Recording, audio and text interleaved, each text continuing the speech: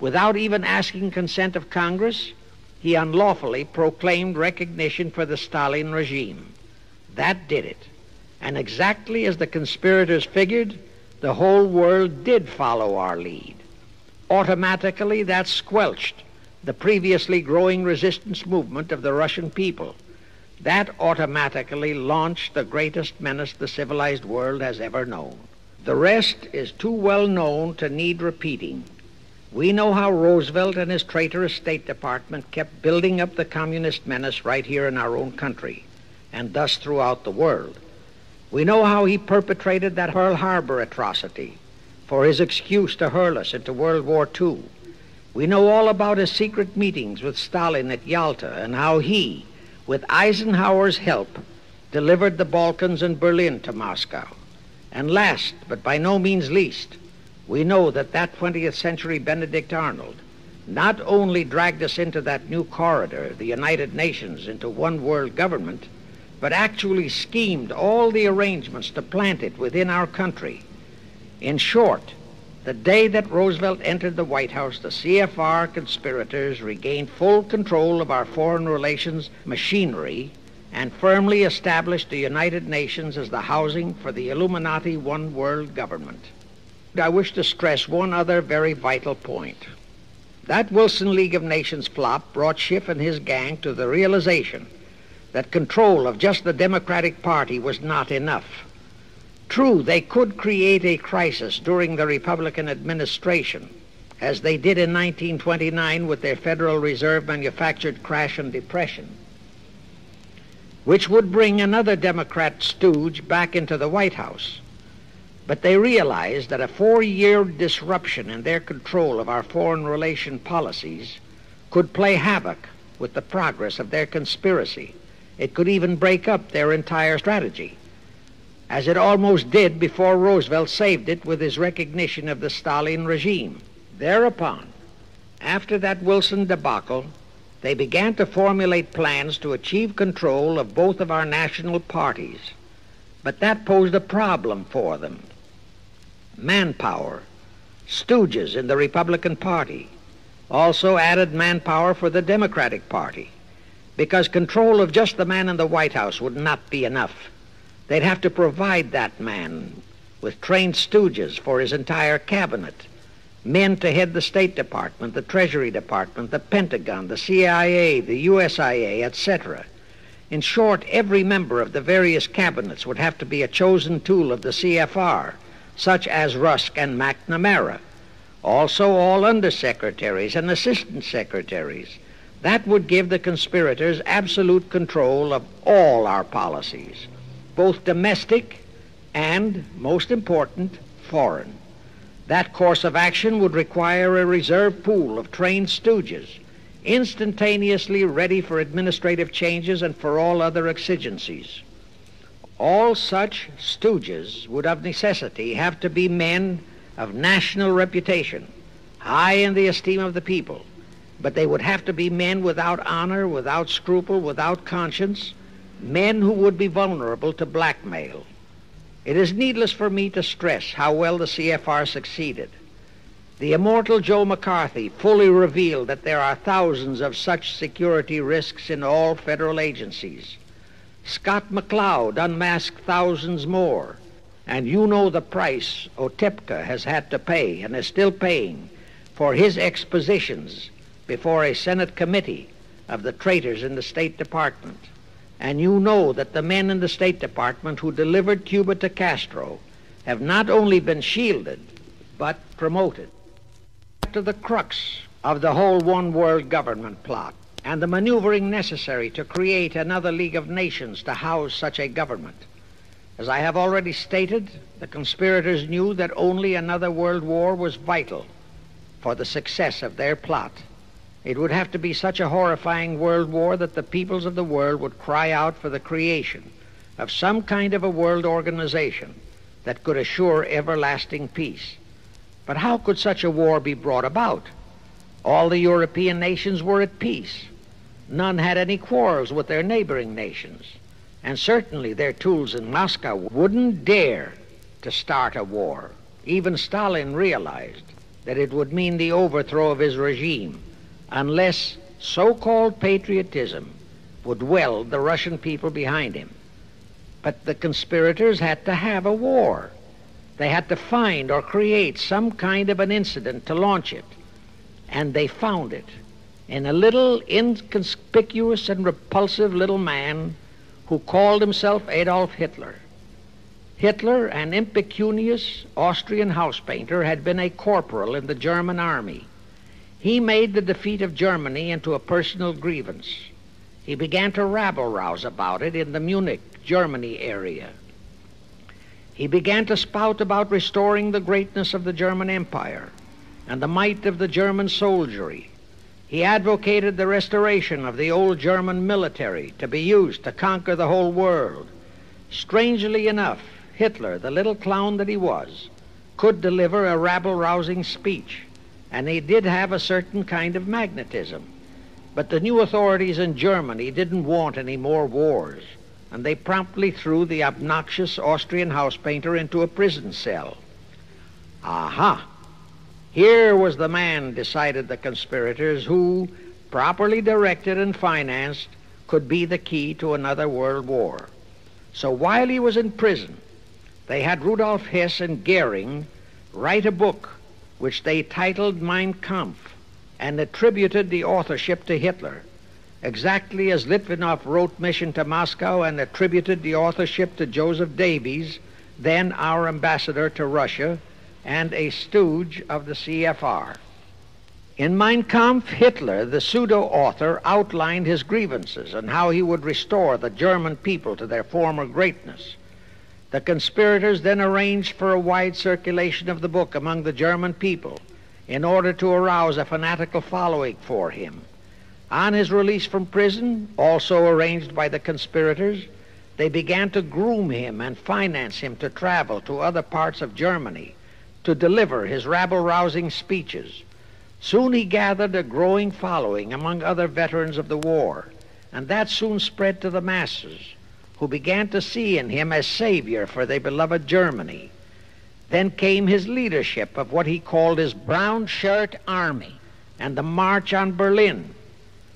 That required a great deal of financing, but the Rothschilds, the Warburgs, and others of the conspirators provided all the money he needed. Gradually, Hitler became the idol of the German people, and then they overthrew the von Hindenburg government, and Hitler became the new Führer. But that still was no reason for a war. The rest of the world watched Hitler's rise, but saw no reason to interfere in what was distinctly a domestic condition within Germany. Certainly none of the other nations felt it was a reason for another war against Germany, and the German people were not yet incited into enough of a frenzy to commit any acts against any neighboring nation, not even against France, that would lead to a war. The conspirators realized they would have to create such a frenzy that would cause the German people to throw caution to the winds and at the same time horrify the whole world. And incidentally, Mein Kampf was actually a follow-up of Karl Marx's book, A World Without Jews. The conspirators suddenly remembered how the Schiff-Rothschild gang had engineered the pogroms in Russia, which slaughtered many, many thousands of Jews and created a worldwide hatred for Russia. And they decided to use that same unconscionable trick to inflame the new Hitler-led German people into a murderous hatred of the Jews. Now, it is true that the German people never had any particular affection for the Jews, but neither did they have an ingrained hatred for them. Such a hatred would have to be manufactured, so Hitler was used to create it. This idea more than appealed to Hitler. He saw in it the grisly gimmick to make him the God-man of the German people. Thus, craftily inspired and coached by his financial advisors, the Warburgs, Rothschilds, and all the Illuminati masterminds, he blamed the Jews for the hated Versailles Treaty and for the financial ruination that followed the war. The rest is history. We know all about the Hitler concentration camps and the incineration of hundreds of thousands of Jews, and the incineration of hundreds of thousands of Jews, not the 6 million, nor even the 600,000 claimed by the conspirators, but it was enough. And here let me reiterate how little the internationalist bankers, the Rothschilds, Schiffs, Lehmans, Warburgs, Baruchs, care about their racial brethren who were the victims of their nefarious schemes. In their eyes, the slaughter of the several 100,000 innocent Jews by Hitler didn't bother them at all. They considered it a necessary sacrifice to further their Illuminati one-world plot, just as the slaughter of the many millions in the wars that followed was a similar necessary sacrifice. And here is another grisly detail about those concentration camps. Many of the Hitler soldier executioners in those camps had previously been sent to Russia to acquire their arts of torture and brutalization so as to emphasize the horrors of the atrocities. All this created a new worldwide hatred for the German people, but it still did not provide a cause for war. Thereupon Hitler was incited to demand the Sudetenland. You remember how Chamberlain and the then diplomats of Czechoslovakia and France surrendered to that demand. That led to further Hitlerian demands for territories in Poland and in the French Tsar territories. Those demands were rejected. Then came his pact with Stalin. Hitler had been screaming hatred against communism. Oh, how he ranted against communism. But actually, Nazism was nothing but socialism, and communism is, in fact, socialism. But Hitler disregarded all that. He entered into a pact with Stalin to attack and divide Poland between them. While Stalin marched into one part of Poland, for which he was never blamed, the Illuminati mastermind saw to that. Hitler launched a blitzkrieg on Poland from his side. The conspirators finally had their new world war, and what a horrible war it was. And in 1945, the conspirators finally achieved the United Nations, their new housing for their one world government. And truly amazing, all of the American people hailed this foul outfit as a holy of holies. Even after all the true facts about how the UN was created were revealed, the American people continued to worship that evil outfit. Even after Alger Hiss was unmasked as a Soviet spy and traitor, the American people continued to believe in the UN. Even after I had publicly revealed the secret agreement between Hiss and Molotov that a Russian would always be the head of the military secretariat, and by that token, the real master of the UN, most of the American people continued to believe that the UN could do no wrong. Even after Trygve Lie, the first Secretary General of the UN, confirmed that Hiss-Molotov secret agreement in his book, For the Cause of Peace, the vast majority of our people refused to lose faith in the UN.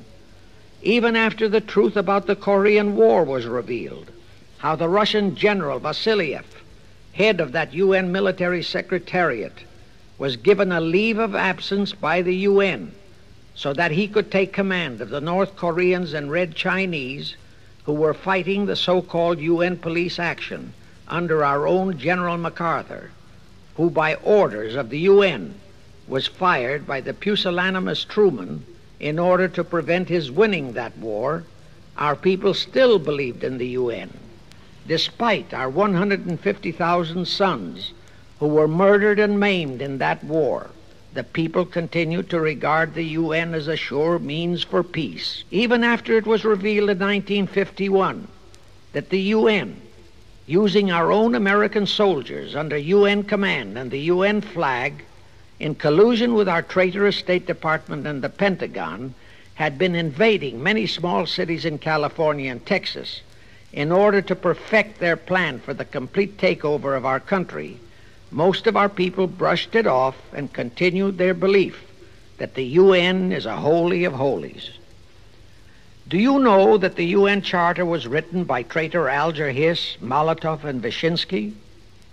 That Hiss and Molotov had made that secret agreement that the military chief of the UN was always to be a Russian appointed by Moscow? Do you know that at their secret meetings at Yalta, Roosevelt and Stalin, at the behest of the Illuminati, operating as the CFR, decided that the UN must be placed on American soil? Do you know that most of the UN Charter was copied intact, word for word, from the Marx Manifesto and Russia's so-called Constitution? Do you know that the only two senators who voted against the UN so-called treaty were the only two senators who had read it? Do you know that since the UN was founded, communist enslavement has grown from 250 million to 1 billion? Do you know that since the UN was founded to ensure peace, there have been at least 20 major wars incited by the UN, just as they are now inciting a war against Little Rhodesia?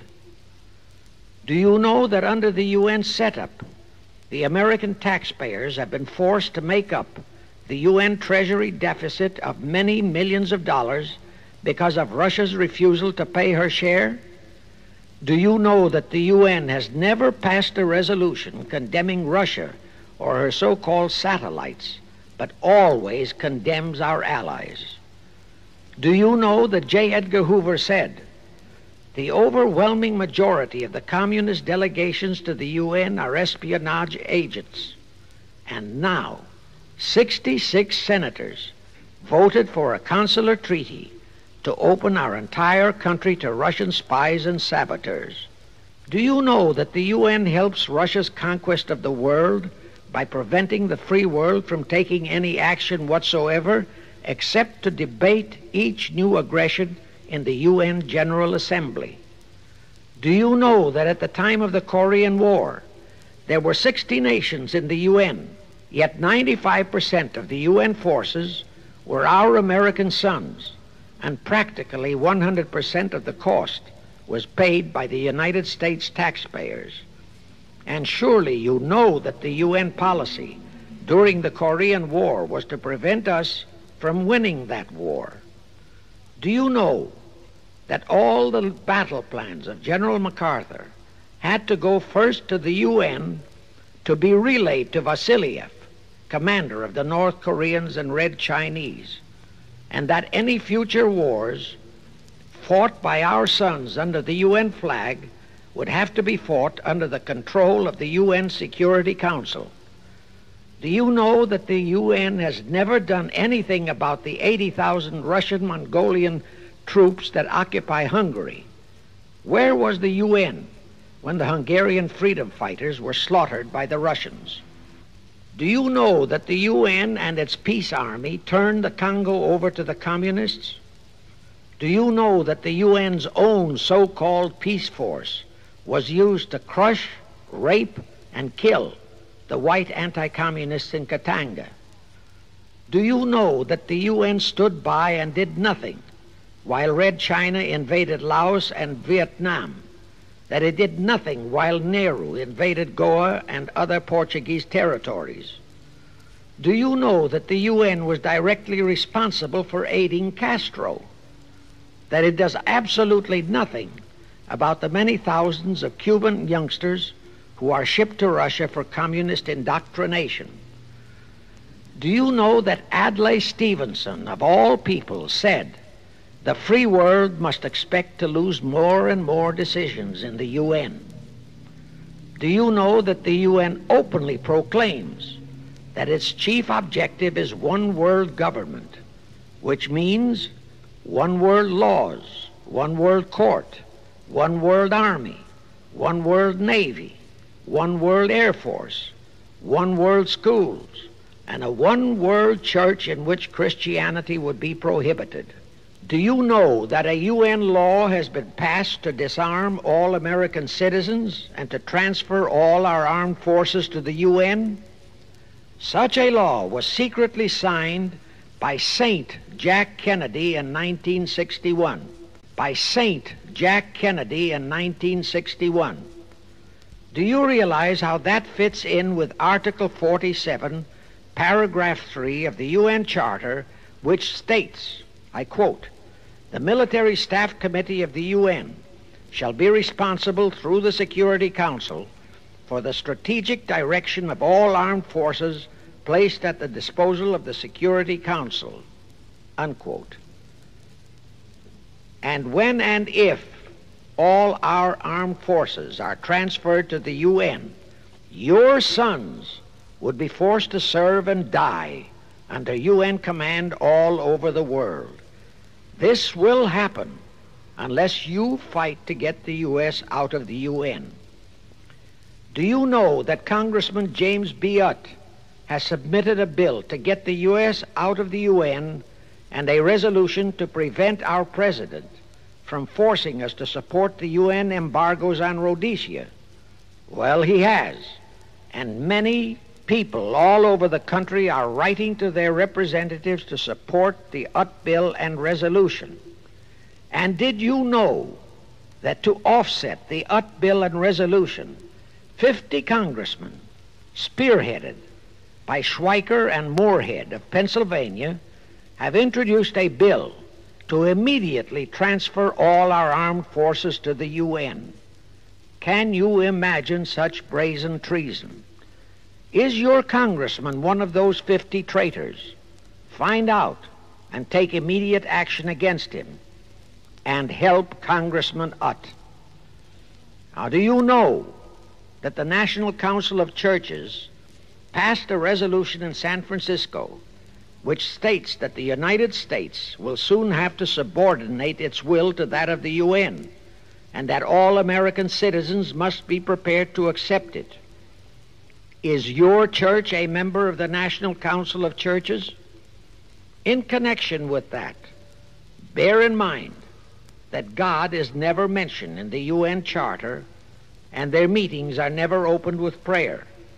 The creators of the UN stipulated in advance that there should be no mention of God or Jesus Christ in the UN Charter or in its UN headquarters.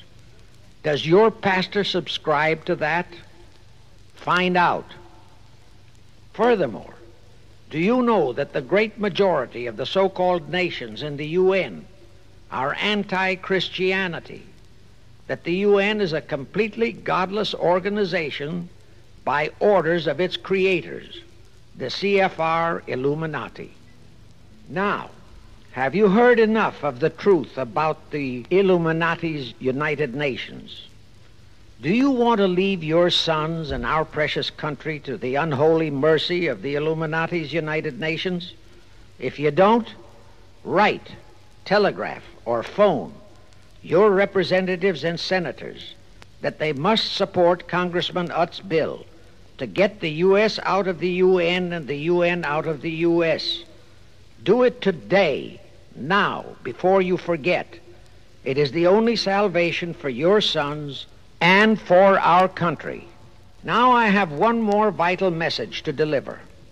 As I told you, one of the 4 specific assignments Rothschild gave Jacob Schiff was to create a movement to destroy religion in the United States, with Christianity to be the chief target. For a very obvious reason, the Anti-Defamation League wouldn't dare to attempt it, because such an attempt could create the most terrible bloodbath in the history of the world, not only for the ADL and the conspirators, but for the millions of innocent Jews. Schiff turned that job over to Rockefeller for another specific reason. The destruction of Christianity could be accomplished only by those who are entrusted to preserve it, by the pastors, the men of the cloth. As a starter, John D. Rockefeller picked up a young so-called Christian minister by the name of Dr. Harry F. Ward, Reverend Ward, if you please. At that time, he was teaching religion at the Union Theological Seminary. Rockefeller found a very willing Judas in this reverend. Thereupon, in 1907, he financed him to set up the Methodist Foundation of Social Service. And Ward's job was to teach bright young men to become so-called ministers of Christ and to place them as pastors of churches.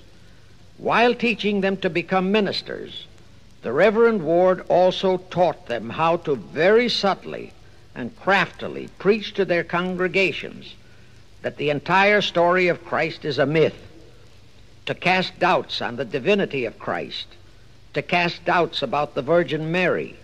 In short, to cast doubts on Christianity as a whole. It was not to be a direct attack, but much of it by crafty insinuation that was to be applied in particular to the youth in the Sunday schools. Remember Lenin's statement, "Give me just one generation of youth and I'll transform the whole world." Then, in 1908, the Methodist Foundation of Social Service, which incidentally was America's first Communist Front organization, changed its name to the Federal Council of Churches. By 1950, the Federal Council of Churches was becoming very suspect. So in 1950, they changed the name to the National Council of Churches. Do I have to tell you more about how this National Council of Churches is deliberately destroying faith in Christianity? I don't think so. But this I will tell you. If you are a member of any congregation whose pastor and church are members of this Judas organization, your contributions are helping the Illuminati's plot to destroy religion and your faith in God and Jesus Christ. Thus you are deliberately delivering your children to be indoctrinated with disbelief in God and church, and which can easily transform them into atheists. Find out immediately if your church is a member of the National Council of Churches, and for the love of God and your children, if it is, withdraw from it at once. However, let me warn you, that same destroy religion process has been infiltrated into other denominations. If you have seen the Negro March on Selma and other such demonstrations, you have seen how the Negro mobs are led and encouraged by ministers and even Catholic priests and nuns who march along with them. As a matter of fact, the Mormon Church is about the only one I know of that is clean of that kind of Judas infiltration. But of course, there are many individual churches and pastors who are honest and sincere. Find one such for yourself and for your children. Incidentally, this same Reverend Harry F. Ward was also one of the founders of the American Civil Liberties Union, a notorious pro-communist organization. He was the actual head of it from 1920 to 1940. He also was a co-founder of the American League Against War and Fascism, which, under Browder, became the Communist Party of the United States. In short, Ward's entire background reeked of communism, and he was identified as a member of the Communist Party. He died a vicious traitor to both his church and country, and this was the man old John D. Rockefeller picked and financed to destroy America's Christian religion in accordance with the orders given to Schiff by the Rothschilds. In conclusion, I have this to say. You probably are familiar with the story of how one Dr. Frankenstein created a monster to do his will of destroying his chosen victims, but how instead, in the end, that monster turned on his own creator, Frankenstein, and destroyed him. Well, the Illuminati, CFR, has created a monster called the United Nations, who, supported by their minority groups, rioting Negroes, the traitorous mass communications media, and the traitors in Washington, was created to destroy the American people. Well, we know all about that many-headed Hydra monster. We know the names of those who created that monster. We know all their names. And I predict that one fine day the American people will come fully awake and cause that very monster to destroy its creator. True, the majority of our people are still being brainwashed, deceived, and deluded by our traitorous press, TV, and radio, and by our traitors in Washington. But surely, by now, enough is known about the UN to stamp that outfit as a deadly, poisonous rattlesnake in our midst. My only wonder is what it will take to awaken and arouse our people to the full truth. Perhaps this record will do it. 100,000 or 1,000,000 copies of this record can do it. I pray to God it will, and I pray to Him to inspire you, all of you, to spread this story via this record to all loyal Americans in your community. You can do it by playing it to study groups assembled in your homes, at meetings of the American Legion, the VFW, the DAR, all other civic groups and women's clubs, especially the women's clubs who have their sons' lives at stake. With this record, I have provided you with the weapon that will destroy the monster. For the love of God, of our country, and of your children, use it. Get a copy of it into every American home.